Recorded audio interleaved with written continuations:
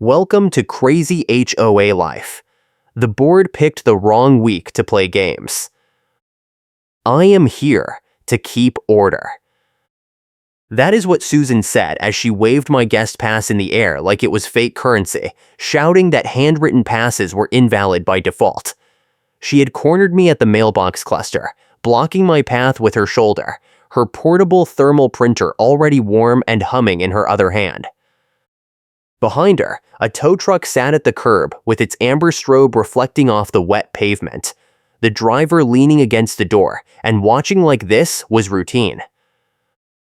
I live in Madison, Wisconsin, in a neighborhood called Pinecrest Village, and the Pinecrest Village HOA had been escalating enforcement for months.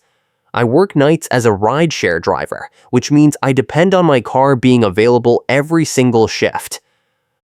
One towel, one boot, one impound fee, and I miss a night of income.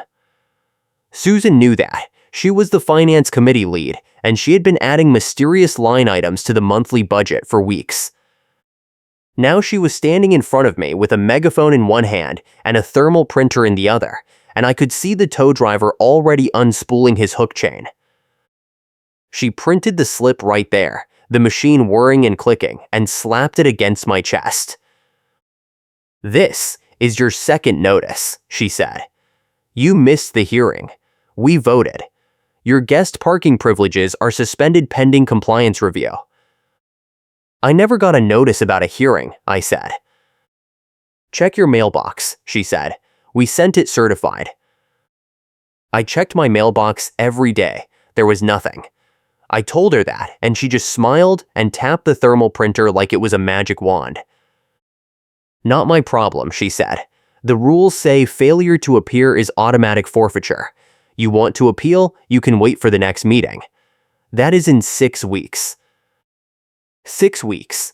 I had a guest coming that weekend.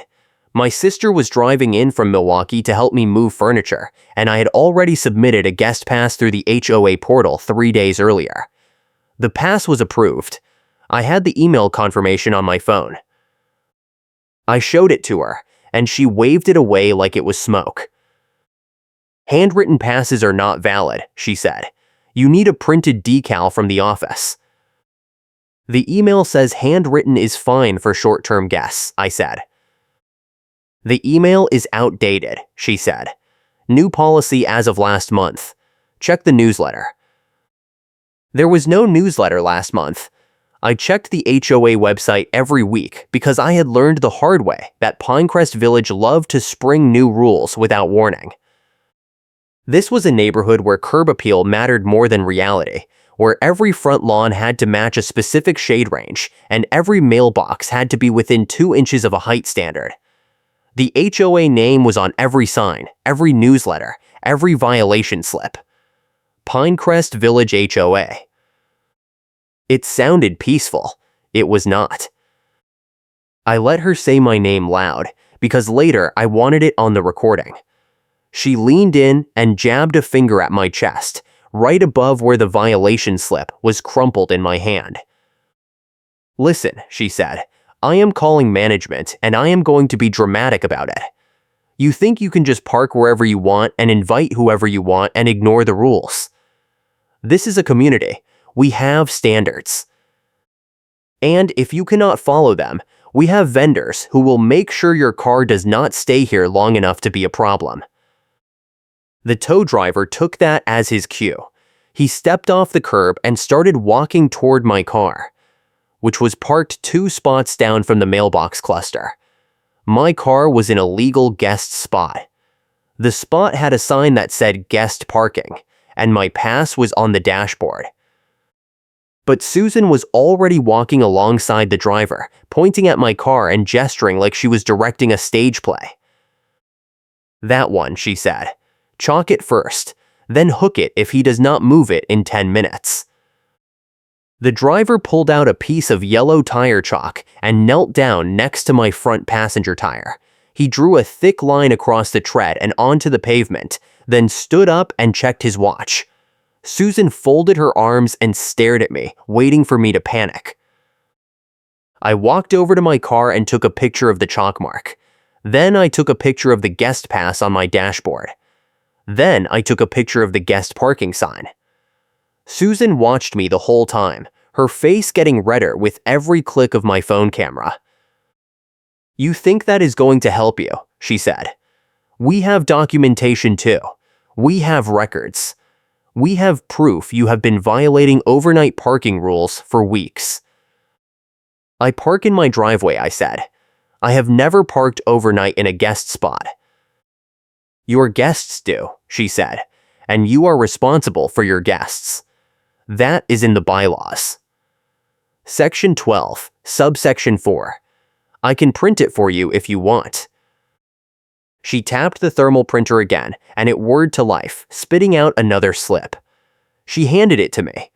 It was a bylaw citation with no actual text I could read, just a block of printed lines that looked official. I folded it and put it in my pocket. "I will see you at the next meeting," I said. "You are not invited to the next meeting," she said. "You missed the hearing. You are in violation. You do not get to vote or attend until you pay the compliance fee." "What compliance fee?" I said. $500, she said. "Processing and administrative review. Plus the tow fee if you do not move your car in 8 minutes. She held up her phone and showed me a timer counting down. 7 minutes 52 seconds. 7:51. 7:50. I got in my car and moved it to my driveway. The tow driver watched me go, then walked back to his truck and leaned against the door again. Susan smiled and waved at me as I pulled away, her thermal printer tucked under her arm like a weapon. That night, I started digging. I logged into the HOA portal and downloaded every document I could find. Meeting minutes, quorum logs, vendor contracts, enforcement policies, guest parking rules. I wanted to know what she was doing and how she was getting away with it. What I found was a mess. The guest parking policy had been revised 4 times in 6 months, each time adding new restrictions and new fees. The vendor contract for towing services was signed by Susan herself, with no board vote on record. The compliance fee she mentioned did not exist in any official bylaw document. And the hearing she claimed I missed was never announced. There was no email, no certified letter, no posting on the portal. She had invented it. I called my neighbor, Marcus, who lived 3 doors down and had been dealing with his own HOA fight over fence height. Marcus had been documenting everything for months and had contacts at the county planning office. He told me to get a copy of the HOA bylaws from the county clerk, not from the HOA portal, because sometimes boards would edit the portal version to match whatever they wanted to enforce. I drove to the county clerk the next morning and requested a certified copy of the Pinecrest Village HOA bylaws. It cost me $12 and took 20 minutes. When I got home and compared it to the portal version, I found 3 major differences. The overnight parking rule did not exist in the certified version. The compliance fee did not exist. And the guest parking restrictions were half as strict as what Susan had been enforcing. I had proof that she was making up rules. But I needed more. I needed to know why the tow driver was so eager to hook my car without asking questions, and I needed to know what Susan was getting out of it. I called the tow company. The driver who answered was polite but cagey. I asked him about the vendor contract with Pinecrest Village HOA, and he put me on hold for 3 minutes. When he came back, he said he could not discuss contract terms with residents, but he could confirm that the HOA had an expedited tow authorization agreement that allowed certain board members to call in tows without requiring a second approval. "Who are the certain board members?" I asked. He paused. "I would have to check with my supervisor," he said. "Can I get a copy of the contract?" I asked.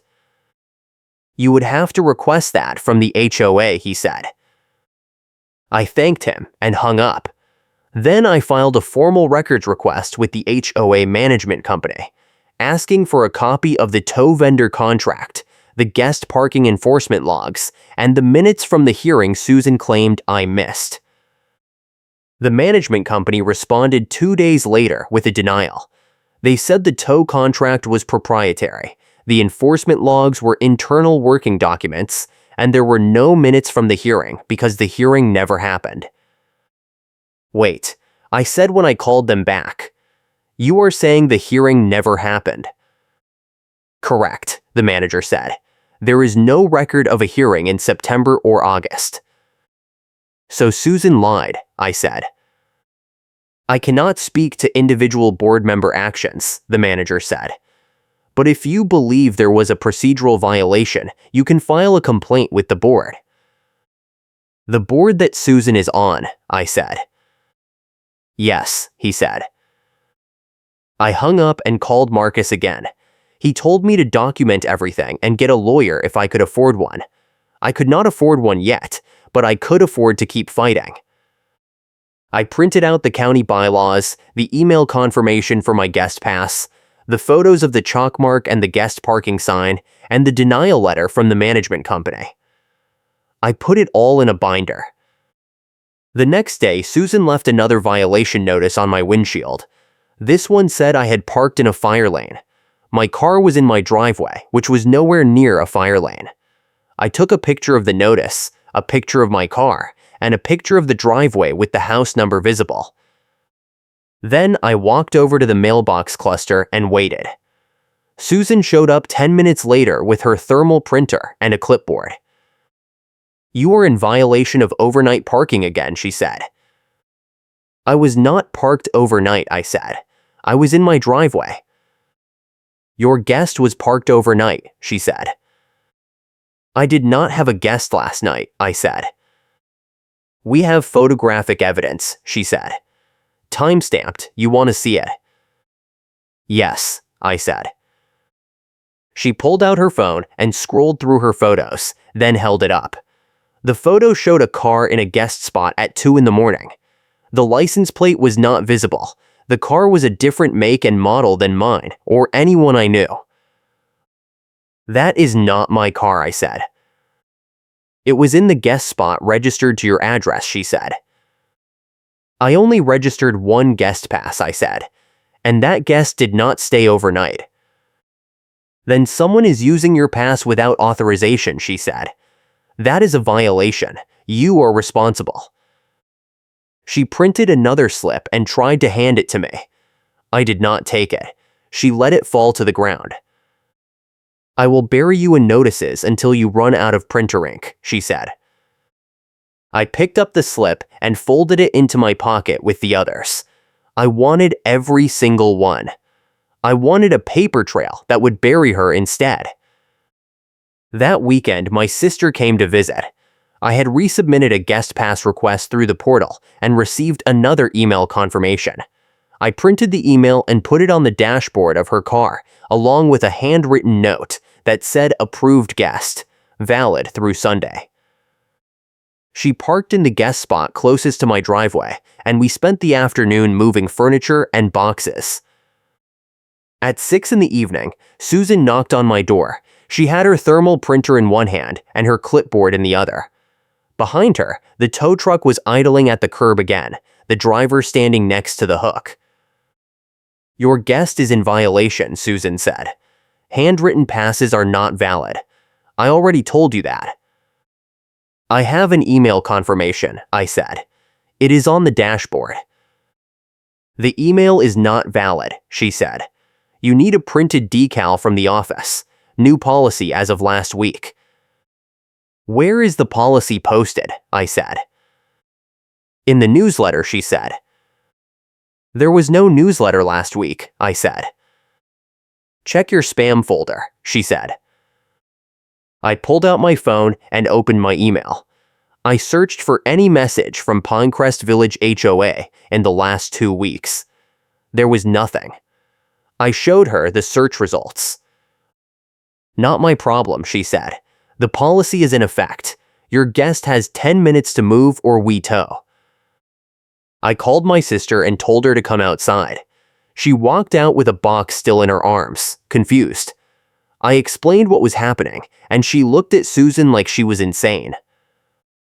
I have a printed email on my dashboard, my sister said. It says the pass is approved. Handwritten additions invalidate the pass, Susan said. Policy is policy.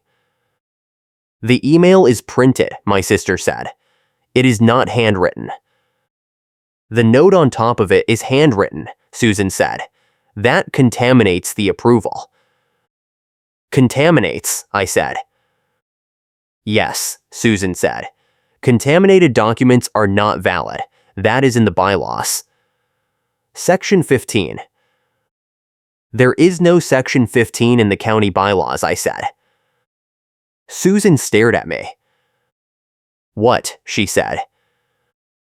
I filed a records request with the county, I said. I have a certified copy of the bylaws. There is no Section 15. There is no contaminated documents rule. And the overnight parking rule you keep citing does not exist. Her face went blank for a second, then hardened. You are in violation, she said.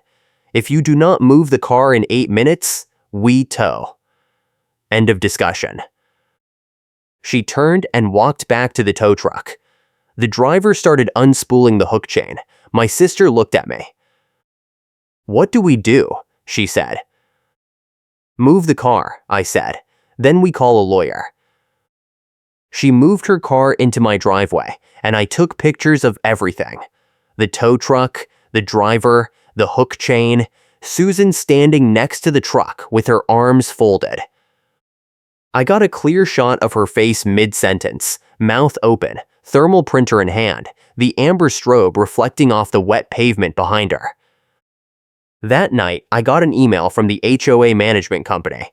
It was a notice claiming I had missed a hearing that was scheduled for the following week, and that my failure to appear would result in automatic suspension of all guest privileges and a $500 compliance fee. The hearing was 5 days away. The email was dated that evening, sent after Susan had tried to tow my sister's car. I forwarded the email to Marcus and asked him what I should do. He said to show up at the hearing with every piece of documentation I had, and to record the whole thing if recording was allowed. He also said to reach out to a local news tip line if I wanted to put pressure on the board, because HOA overreach stories got attention fast. I called the tip line the next morning. A staffer named Kelly answered and listened to my story. She said she could not promise anything, but if I had documentation, it might be worth a segment. She told me to send her the photos, the emails, the bylaws comparison, and any vendor contracts I could get my hands on. She also told me that the most important thing was proving intent. If I could show that Susan was profiting from the enforcement, or that the HOA was violating its own rules knowingly, that would make the story stronger. I thanked her and sent her everything I had so far. Then I started looking into the tow vendor contract. I could not get a copy from the management company, but I could get information from the county business licensing office. I found out that the tow company had filed a vendor services agreement with the county 6 months earlier, listing Pinecrest Village HOA as a client. The agreement included a fee structure that paid the tow company a flat rate per tow, plus a percentage of any impound fees collected. That was the hook. The more cars they towed, the more money they made. And if Susan was authorizing tows without proper cause, she was feeding them business. I did not know yet if she was getting a kickback, but I knew the incentive was there. I called the tow company again and asked to speak to the supervisor. This time I got a woman named Angela, who sounded tired and annoyed.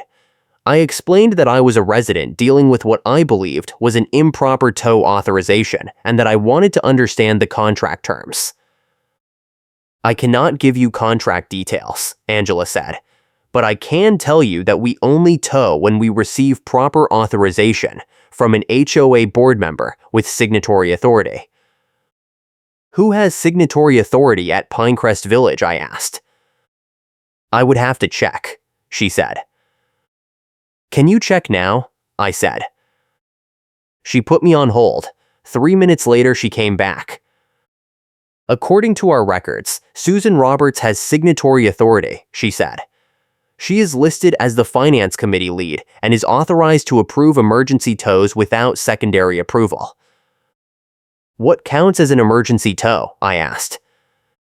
"Fire lane violations, safety hazards, abandoned vehicles, repeat offenders," she said.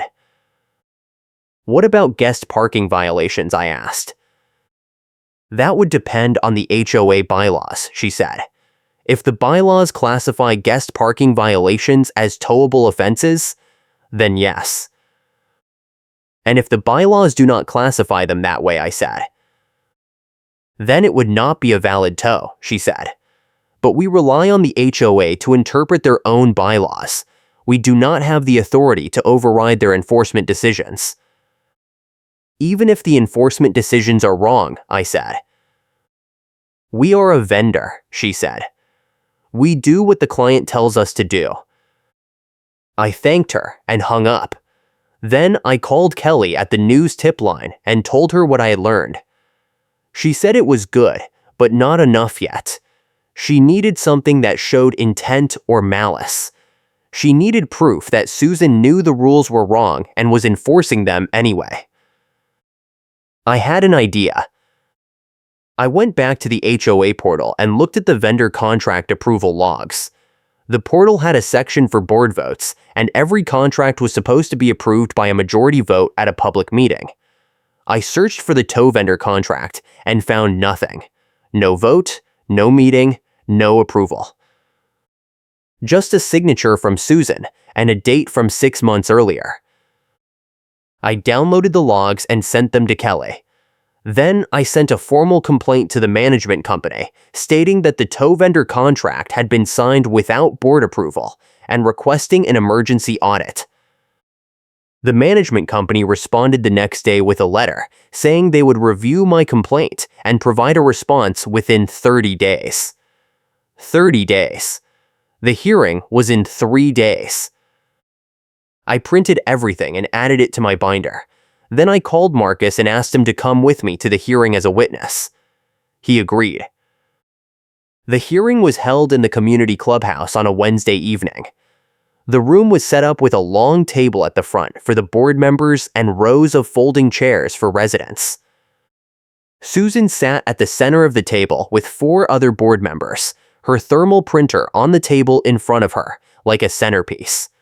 There were about 15 residents in the audience, most of them looking bored or annoyed. I sat in the front row with Marcus next to me and my binder on my lap. Susan glared at me the entire time the meeting was being called to order. The board president, a man named Ed, opened the meeting with a roll call and a quick review of the agenda. My hearing was listed as item 7 out of 9. I had to sit through 6 other items first, including a debate about mailbox paint colors and a proposal to ban inflatable holiday decorations. When they finally got to item 7, Ed called my name and asked me to come to the front. I walked up with my binder and stood facing the table. Susan leaned forward and tapped her thermal printer. "This resident has repeatedly violated guest parking policies," Susan said. "He has ignored notices, missed hearings, and refused to comply with enforcement. We are recommending suspension of guest privileges and a $500 compliance fee." "I missed one hearing," I said, "and that hearing was never announced." "It was posted on the portal," Susan said.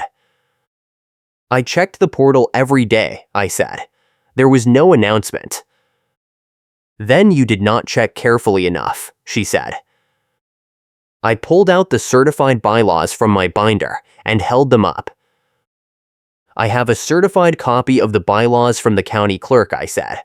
"The guest parking rules you have been enforcing do not match the bylaws. The overnight parking ban does not exist. The compliance fee does not exist.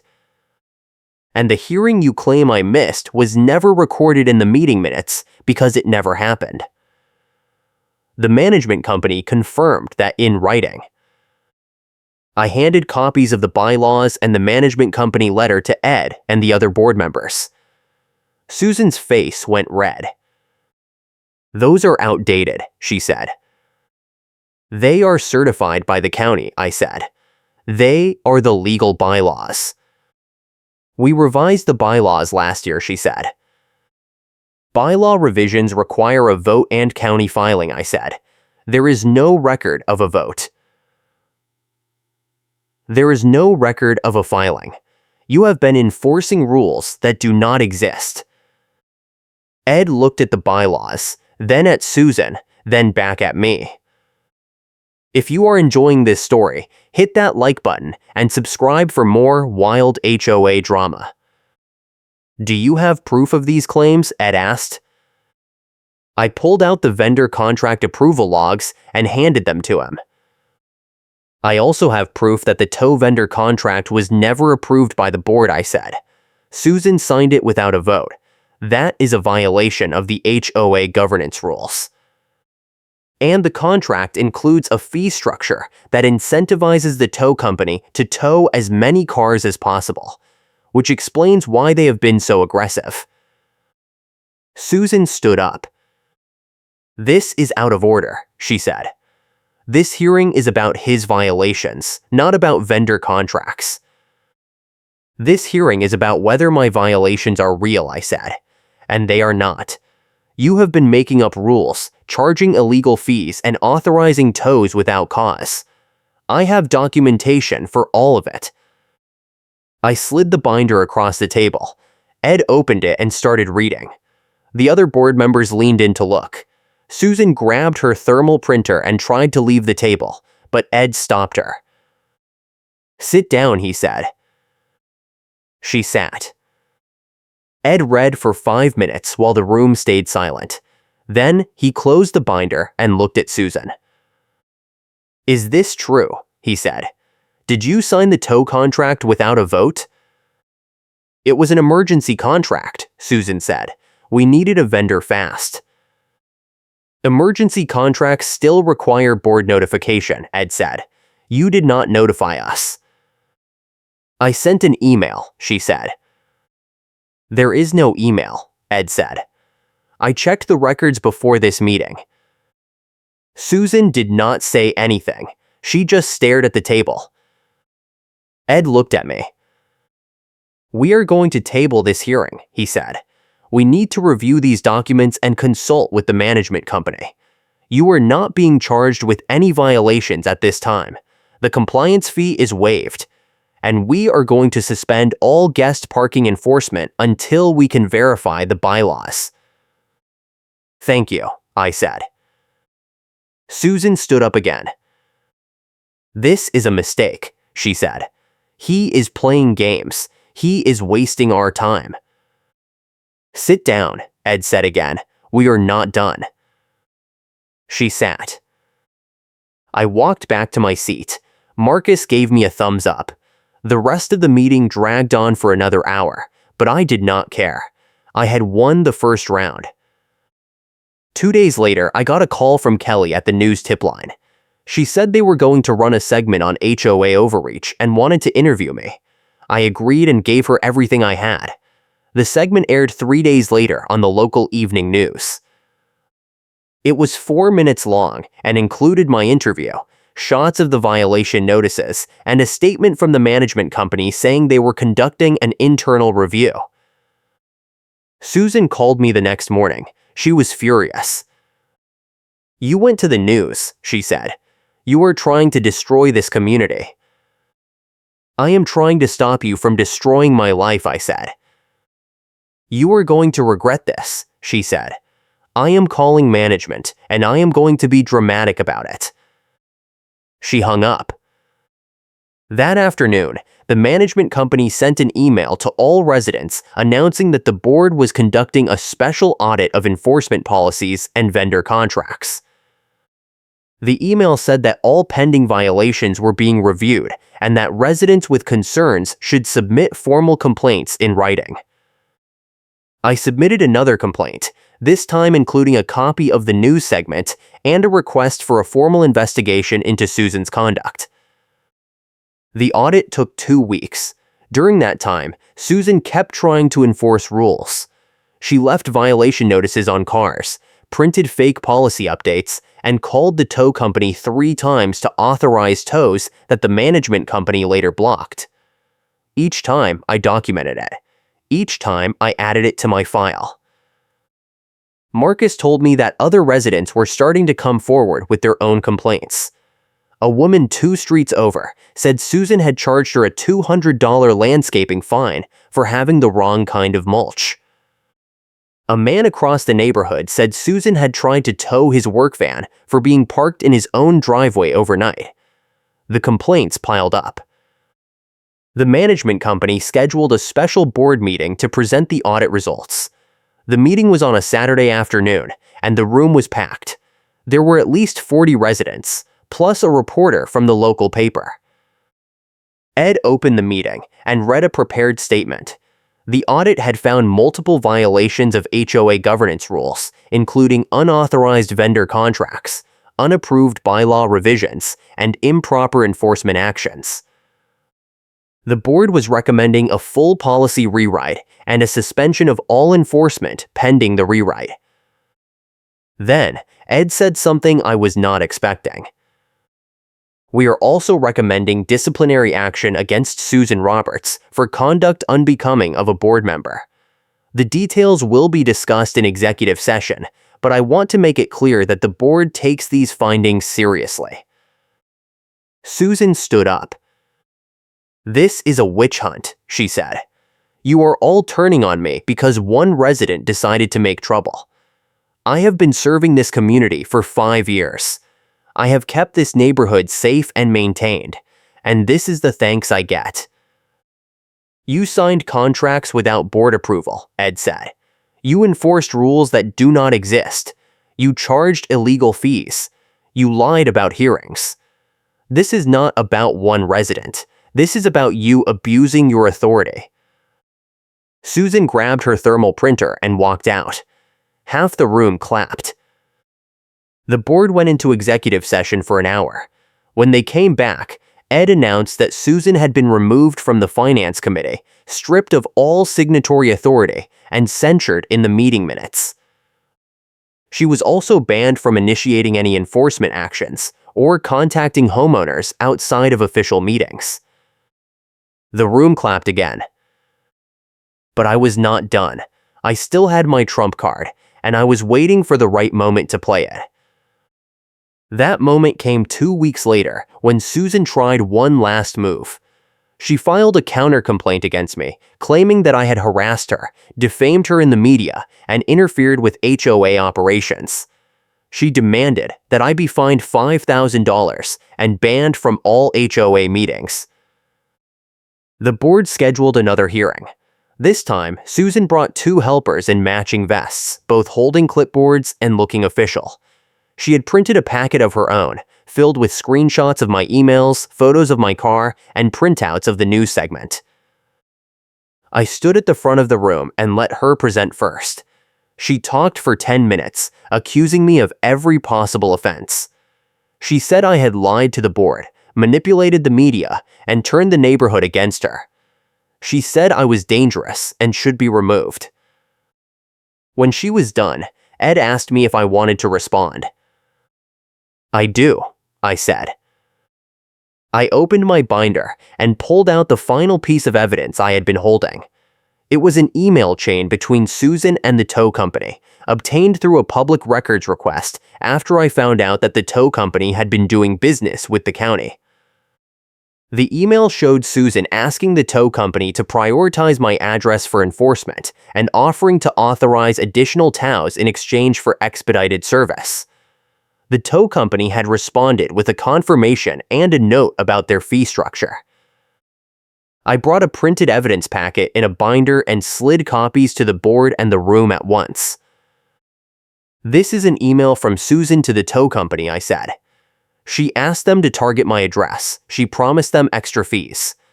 And she did it all without board approval." Ed read the email. Then he read it again. Then he looked at Susan. "Is this real?" he said. Susan did not answer. Ed passed the email to the other board members. One of them, a woman named Carol, gasped. "You promised them fees," Carol said. "Where were you going to get the money?" "From the compliance fees," Susan said quietly. "What compliance fees?" Carol said. "Those fees do not exist." Susan still did not answer. Her two helpers looked at each other and then quietly left the room. Ed closed the binder and looked at me. "Do you have anything else?" he said. "Yes," I said.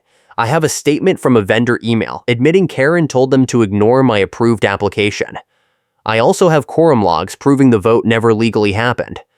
And I have a compliance report from the management company clearing me of all violations." I handed him the rest of the packet. "This is over," Ed said. "Susan, you are removed from the board effective immediately. You are banned from all HOA meetings for 1 year, and you are required to issue a formal written apology to this resident and to the board. If you do not comply, we will pursue legal action." Susan stood up, grabbed her thermal printer, and walked out. This time, nobody clapped. Everyone just watched her go. The board voted to freeze all enforcement actions pending a full policy rewrite. They also voted to terminate the tow vendor contract and to refund any improperly collected fees. I got a check for $200 3 weeks later. The final showdown happened at the shared mailbox cluster a month after the board meeting. I was picking up my mail when I saw Susan walking toward me. She had her thermal printer under her arm and a stack of papers in her hand. For a second, I thought she was going to try one more violation notice. But she stopped a few feet away and just stood there. She looked tired. The thermal printer was off. "I am supposed to apologize," she said. "Okay," I said. "I am sorry," she said. "I was trying to keep the neighborhood in order. I thought I was doing the right thing." "You were trying to control people," I said, "and you were making money off it." "I was not making money," she said. "The tow company was making money," I said, "and you were making sure they had business. That is the same thing." She did not argue. She just handed me a piece of paper. It was a printed apology letter, signed by her and notarized. "The board made me write this," she said. "They made me apologize on the record in front of the room." "You won. Are you happy?" "I am not happy," I said. "I am tired. I just wanted to park my car and have guests over. You made that impossible." She turned and walked away. I watched her go, then opened my mailbox. Inside was a letter from the management company. It was a formal notice that the HOA was implementing a new guest parking policy based on the county bylaws, and that all enforcement would be handled by a third-party compliance company, not by individual board members. The letter also said that I had been cleared of all violations, and that my record was being expunged. I folded the letter and put it in my pocket. Then I walked back to my car, which was parked in my driveway where it always should have been. Marcus called me that evening and said the news segment had gotten picked up by a regional outlet. People all over the state were talking about HOA overreach and calling for reforms. The management company had hired an independent auditor to review all HOA accounts in their portfolio. And Susan had quietly resigned from every community board she had been on. The funny thing is, her own video clip ended up proving the opposite of her claim. One of the neighbors had recorded her yelling at me at the mailbox cluster, and the video showed her waving my approved guest pass and saying handwritten passes were invalid. But the pass was not handwritten, it was printed. The neighbor posted the video online, and it went viral. Thousands of people watched Susan contradict herself in real time, and the comments were brutal. The board held a final meeting to approve the new enforcement policy. I attended, along with about 30 other residents. Ed opened the meeting by thanking everyone for their patience and announcing that the policy rewrite was complete.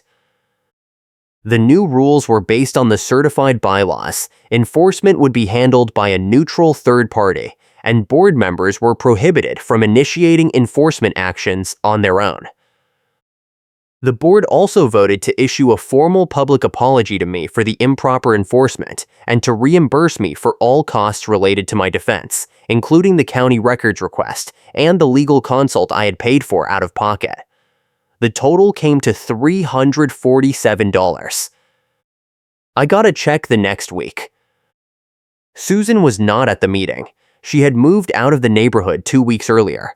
Someone said she bought a condo in a building with no HOA. I hoped she was happy there. The neighborhood quieted down after that. The new enforcement policy worked. Violations were rare, and when they happened, they were handled fairly. I kept driving for rideshare, and my car stayed in my driveway with no chalk marks and no tow threats. My sister visited again a few months later, and she parked in the guest spot with no trouble. I still have the binder. I keep it in my closet, just in case. I also keep the thermal printer slip that Susan dropped on the ground that first day at the mailbox cluster. It is folded up in the binder, right next to the county bylaws and the vendor email. I do not think I will ever need it again, but it is good to have proof. Marcus told me recently that the management company fired 2 other board members at a different HOA in the same portfolio after residents filed similar complaints. He said the audit had uncovered a pattern of unauthorized enforcement and vendor kickbacks across multiple neighborhoods. The company settled with the affected residents and implemented new oversight rules for all their HOAs. Kelly at the news tip line called me a few weeks ago and said they were doing a follow-up segment on HOA reforms and wanted to know if I would be willing to talk again. I said yes. The segment aired last week. It was 6 minutes long and included interviews with other residents who had fought back against bad HOA boards.